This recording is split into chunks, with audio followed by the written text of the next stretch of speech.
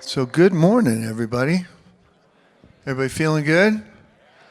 All right. So we got a great service planned for you today. We're creating our community intention candle. Up on the altar behind me here, we have the community candle from this year, 2018, the one from the year before, and we have the makings of the candle for this year from the first service as well. So we're gonna create a candle together this morning. In just a little bit, the ushers will be passing out some small wax hearts, and we'll be setting our intentions to place into that candle for this year. And it's just a really powerful time. So I'm glad that you're here to be a part of it, and know that your heart is a big part of this community. The thing I was going to talk about just a little bit to start out here is appreciation. And I think appreciation brings us into the present moment. That's where we do our work. And so, I was thinking this week about appreciation, the things I'm thankful for. One of the things that was great for us, we got to have both of our sons in town with their lady friends this weekend, and so good to have them around and just to hang out and do simple stuff around the house. And so I was very appreciative of my family, and also very appreciative of our candlelight services. I know that a lot of you were at those, and I always find those very moving. And in some ways it seems like a lot of work, but in another way it's just such a great place to be around the Christmas time, to be a part of this community. And one of the things that I was thinking about this week is this community, how appreciative I am of it. I came here a long time ago. Things weren't going particularly well for me. Got washed up on the shore here, like many of you did.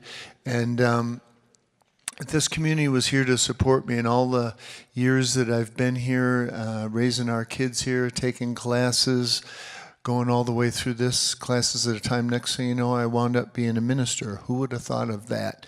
And not me. And this community really supported me in doing this, and the way that this community supports our children. So I'm so appreciative of this community that we have here, and the change that we're going through now. We're going through a change in leadership here, and the community just feels so strong and so good and so powerful. So I'm really thankful for that, for all of you, and know the difference that you make. And powerful that we're doing this morning, of setting our intentions together. Another thing I'm really thankful for is this teaching, the difference that this teaching has made in my life. And I always like this time of year because we do our Back to Basics series. Dr. Rogers is going to be starting that next week. And no matter how long I've been around this, I always love going back to the basics of what we're doing here and diving into it, and just getting back to where this teaching really stands. And it's such a beautiful thing in our lives, not only the concepts of it, but the workings of it, the workings of the way that this actually transforms our lives if we dig into it and really work it. And so that's part of what this time of year represents to me, is that back to basics. Every year I try to revisit this book called The Power of Decision. It's written by a guy named Raymond Charles Barker, and he was a friend of Dr. Holmes, our founder. And Barker was out in California with Dr. Holmes, and somehow Dr. Holmes convinced him to move to New York City and to start a religious science church there. And he got to be a great metaphysician, very famous in New York City, worked in Lincoln Center, and also was very big on the radio. And so I always like to visit Barker's book. He has a book called The Power of Decision, and it's just so clear and so clean about what this teaching is about. And one of the chapters in there that I love is called Decide to Be Happy. Just make that decision in your thinking. Decide to be happy, rather than waiting for outside things to make you happy, or complaining that outside things aren't making you happy, and I know none of you would do that, but you've got friends that do that. Your neighbors sometimes fall into that kind of victim thinking. I know that you wouldn't, but you've met people who do. And Barker was so clear about deciding to be happy, having an appreciation for where you are, and making the decision to use this teaching in your life. This is what he said in that chapter. Where your mental attention goes, your emotion follows. This is a basic truth that any person wishing to use this science must know. Memorize it right now.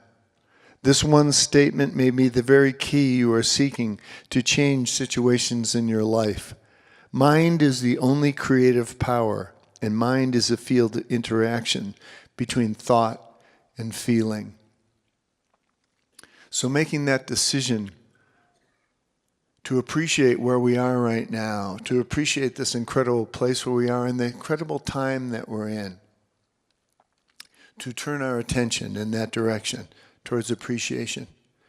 When the four of us got together a couple months ago and we're talking about the service, what we're going to do, we started with Wayne Dyer, his great book about intention, the power of intention. And he said this: stop focusing on what you do not have and shift your consciousness to an appreciation for all that you are and all that you do have. So that's where we're going to begin today as we set our intentions. You ready for that? Yes. Here we go. Here's Reverend Simon.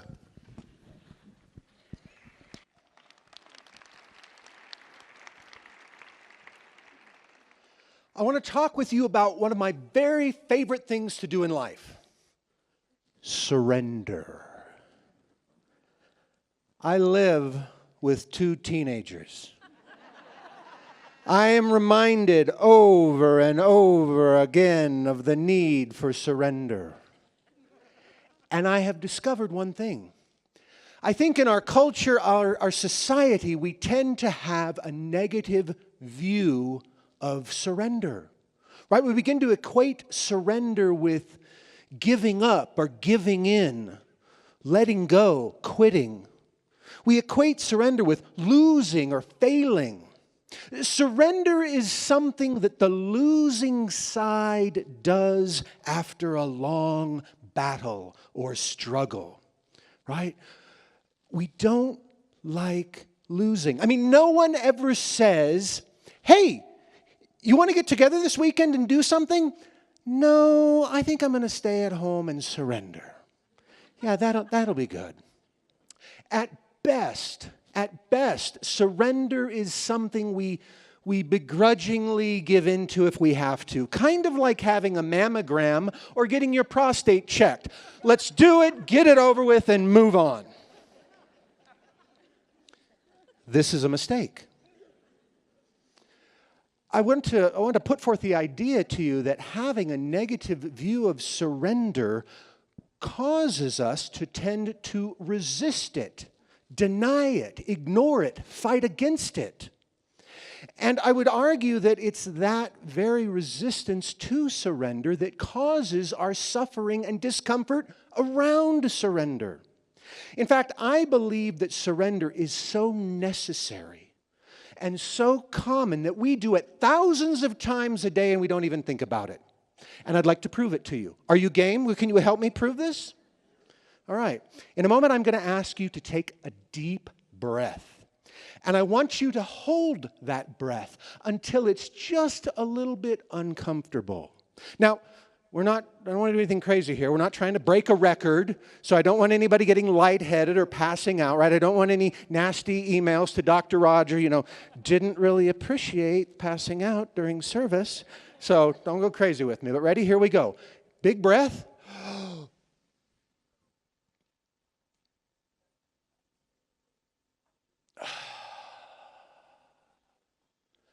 That is surrender.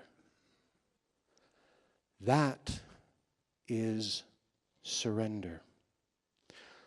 Let's take a little look at the breathing process. And those nurses and doctors out there, cut me some slack. I'm going to keep it simple. There's a muscle called the diaphragm right underneath the lungs. When we inhale, that muscle contracts, it tightens, it shortens, it pulls down. And the muscles in the ribs, the intercostal muscles, they tighten, they contract, and they pull the ribs out and up. And all of that expands the chest, which creates a vacuum which sucks in air. And then when we exhale, all of those muscles simply relax. And everything goes back to its natural resting state. Now, if we hold the breath, if we exert effort to maintain that contraction, maintain that resistance, we hold the breath, but here's the thing. Then we experience the situation in which that which was beneficial and necessary, the breath, becomes toxic and poisonous until we relax, until we surrender the breath. And then we're ready to receive our next breath. The average adult breathes 16 times a minute. That's a little over 900 times an hour. That's a little over 23,000 times a day. I want to suggest to you, if you have been resisting surrendering, that we in fact surrender over 23,000 times a day, and that is necessary and that is natural. Now here's the thing though. You cannot hold the breath and exhale at the same time. And too often when we think about or we approach surrender, that's what we attempt to do in our lives. There is something that we have grown attached to, that we're clinging to, that we're holding on to, and we just don't want to let it go because we don't know what might happen if we do. And so we resist surrendering. And for many of us, surrender begins to look like this, like if I could just let this go. And that is not surrender. We do not do surrender. Rather, we stop doing what no longer serves us. This is what surrender looks like.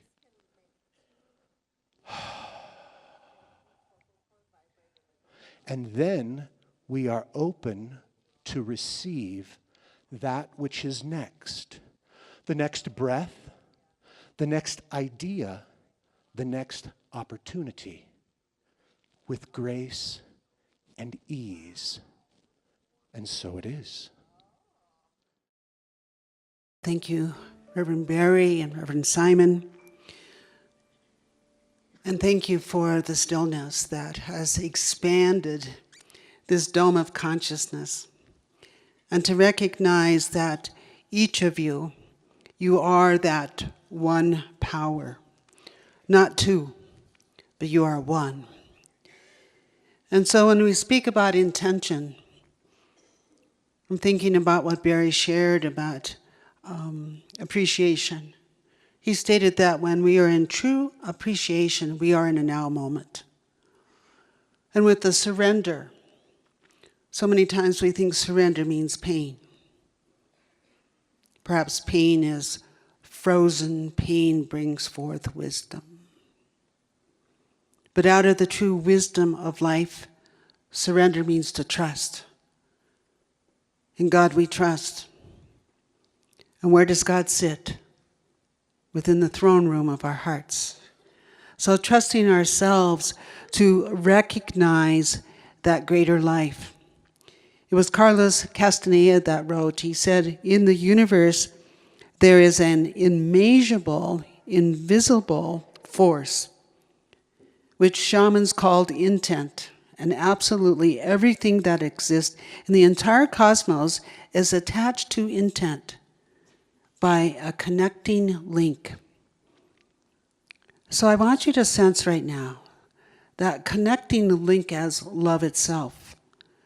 I see it, I sense it as an image of like a golden thread. Dr. Ernest Holmes, the founder of religious science, he was looking for the golden thread that was laced through all religions. It's love itself. We are connected. You are connected to an umbilical cord of golden light. And so the intention is a thought. It is an expression. It's how life manifests. So with the love and the one power of the infinite, holding your little wax heart, just allowing the warmth of your hand, the warmth of your fingers, to just be with it. Maybe it's already starting to get a little soft, but just be with it. With no judgment. Because so many times we judge and we say, well, I don't know if my intention, if the world can provide that, if life itself. Be in the now moment. You are a creator of the universe. And I say that with great humility. Perhaps it's health. Perhaps it's abundance. Perhaps it's relationships. I would ask collectively today that we all hold the intention for the heightened awareness of the spiritual heart and soul of all humanity, to remember who they are, who we are, placing it inside there. Because we are building a consciousness, and we're building it from a place of heart. So this morning, as we build consciousness, our spiritual accountability is to our living soul. We are a living soul. And affirm and align and to experience our aliveness as we're moving into a whole new cycle, a movement of this love into 2019. That's just a number.